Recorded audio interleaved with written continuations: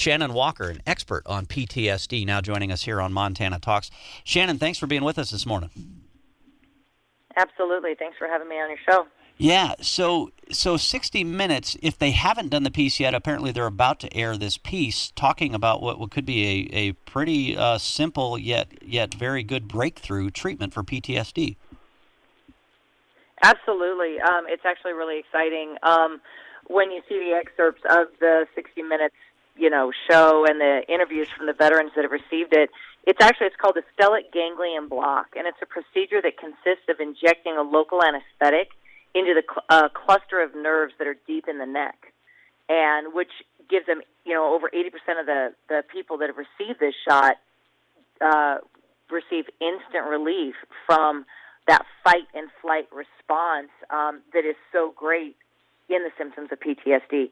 And it's really exciting, and so far it's been very, very effective. It just needs to be more available.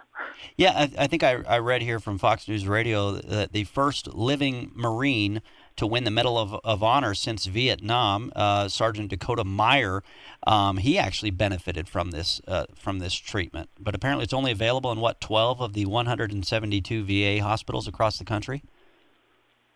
Absolutely. Unfortunately, it's not available all across all the VAs. And it's just, it seems like any time that we're working with, people with PTSD, but especially I work with veterans with PTSD, the wheels of any kind of progress is just so slow.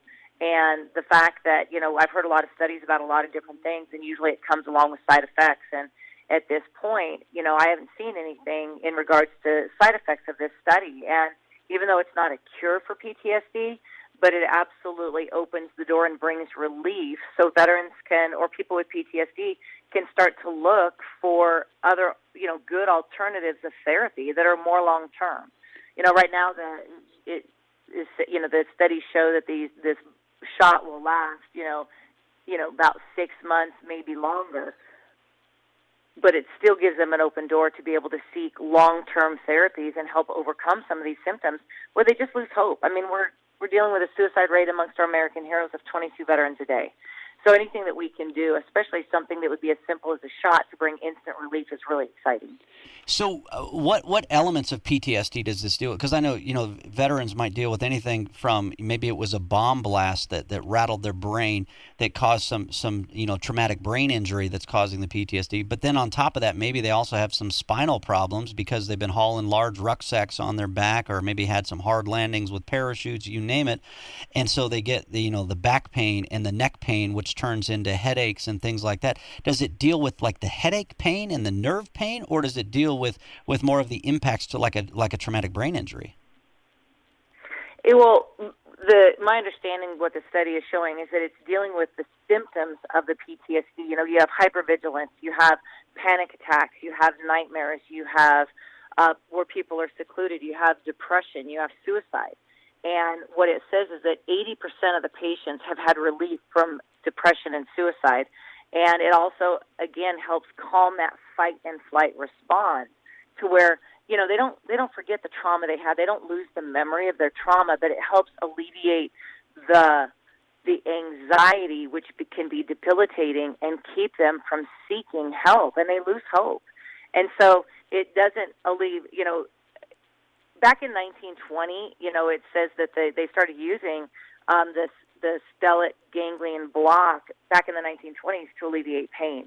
Well, now they're also seeing where that anesthetic can calm down the nerve clusters, which are creating such hypervigilance in the fight and flight response, which keeps them from going in public, and you have nightmares and anxiety attacks.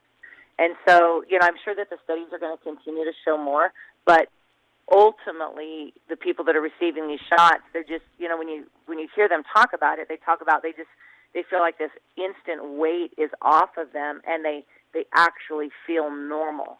And their normal would be prior to experiencing that trauma.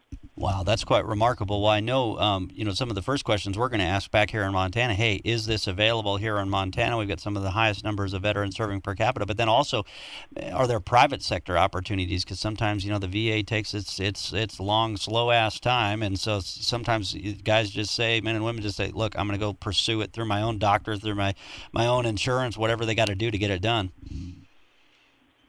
Absolutely. I mean, it seems like everything is, it's such a huge, epidemic. The men and women that have served, been so courageous to serve our country, and they're coming back and they're still continuing to serve, even though they're not wearing a uniform, but they're still paying a price for our freedom. And unfortunately, everything seems to take so long. But we just want them to not lose hope. So this study is very exciting. That is, yeah. Well, thank you so much, not only for the work that you do, but also for joining us to talk about this. Shannon Walker. And where do you work? Do you have a website if people want to learn more about the work that you do? Absolutely. NorthwestBattleBuddies.org. We provide service dogs to combat veterans with PTSD free of charge. Thank you. Oh, very cool. All right. Well, yeah, we'll check that out because we've got some great organizations back here in Montana that do a similar deal too, like Dog Take Buddies and some others. So that's really cool to hear. Shannon, thank you so much. Great to have you on the show. Thank you very much. Have a great day.